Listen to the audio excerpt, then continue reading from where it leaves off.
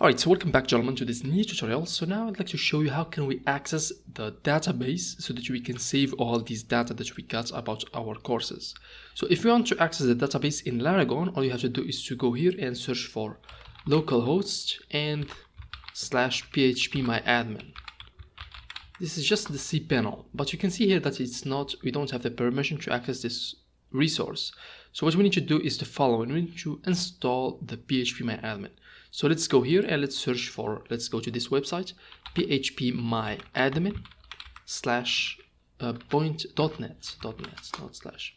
Alright, so in this website you need to go to downloads and you need to download this first version, phpmyadmin, this one. So let's go ahead and download it. I'm gonna just wait for it to finish.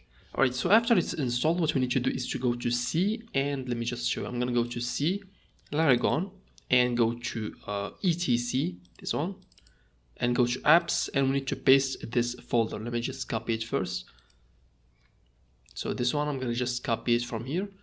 Let's go back to our apps, Laragon etc apps. I'm gonna just paste it here, and let's simply extract it. So extract here. Okay, so let's just wait for it, and as you can see we got it. I'm gonna just access it.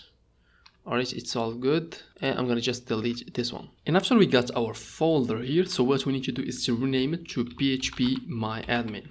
So keep in mind that everything must be lowercase, nothing must be uppercase.